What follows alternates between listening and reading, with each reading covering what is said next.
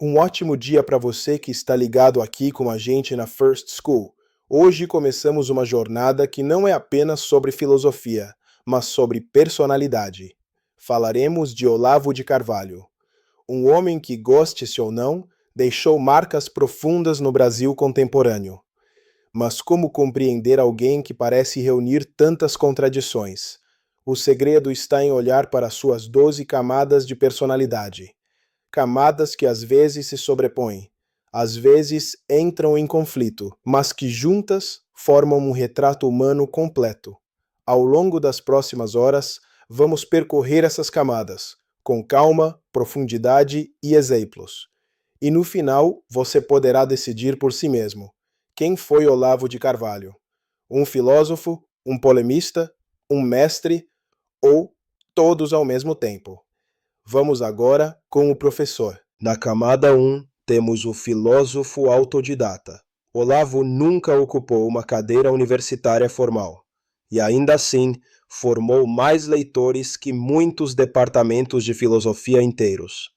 Essa primeira camada mostra o autodidata radical, o homem que passava noites e dias devorando livros em bibliotecas, sem esperar currículo, sem pedir autorização.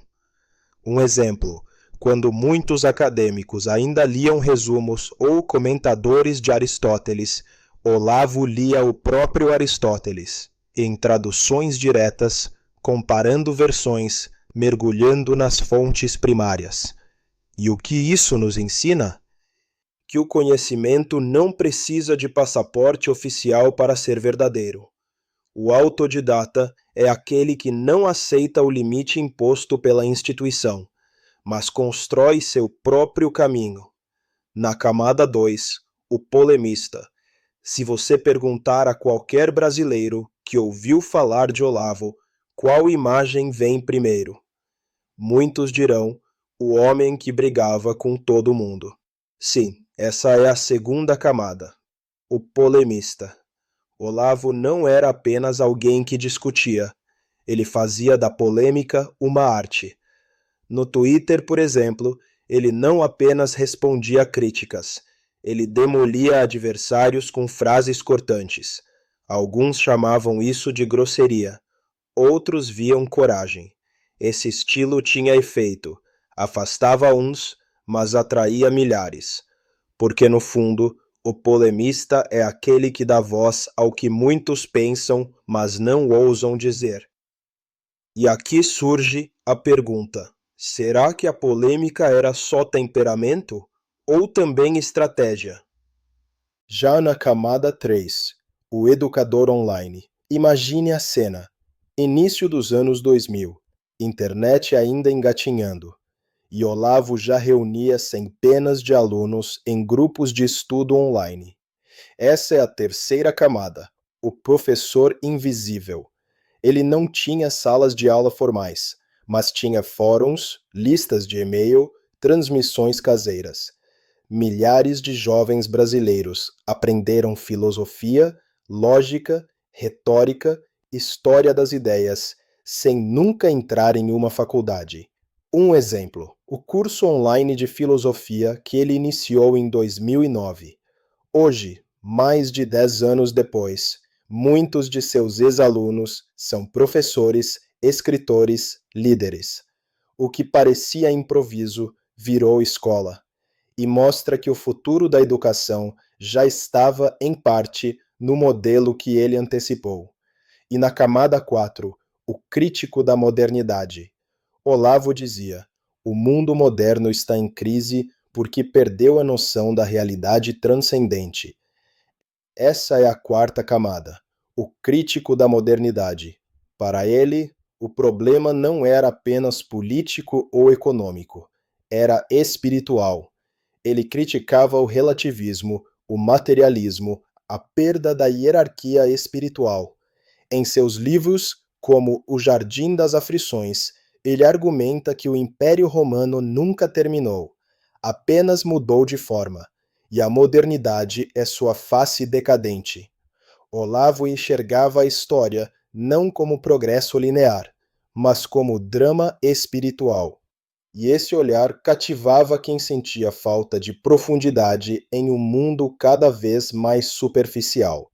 Na camada 5, o astrólogo. Poucos sabem, mas antes de se tornar conhecido como filósofo, Olavo trabalhava como astrólogo. Ele dava consultas, escrevia horóscopos, estudava símbolos astrais. Muitos tentaram usar isso para ridicularizá-lo. Mas o interessante é perceber como essa experiência moldou sua percepção simbólica. Na astrologia, tudo é relação, correspondência, significado oculto. E isso ecoa em sua filosofia, a busca por estruturas invisíveis que organizam a realidade.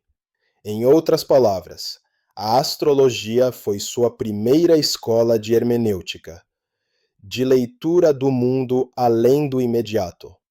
Na camada 6, o tradutor de tradições. Olavo tinha um talento raro, trazer pensadores complexos para o português com clareza. Ele apresentava René Guénon, Eric Voegelin, Mortimer Adler, Santo Tomás de Aquino. E não só citava, explicava, contextualizava, mostrava conexões. O leitor que nunca teria acesso a essas obras por barreiras de idioma ou dificuldade técnica ganhava uma porta de entrada.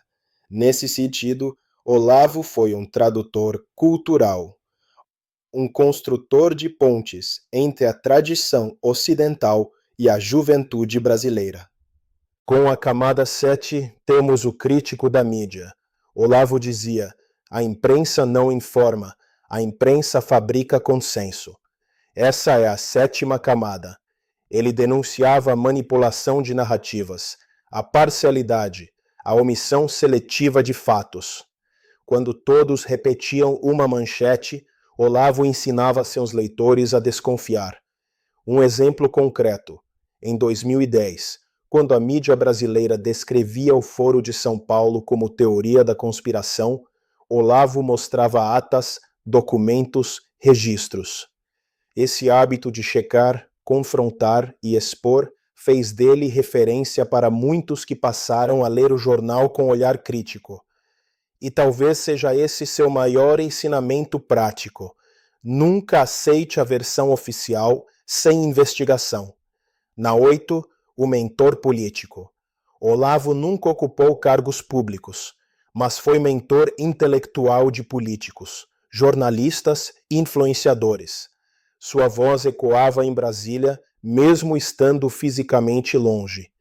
Ele dizia: meu trabalho é formar cabeças, não disputar votos.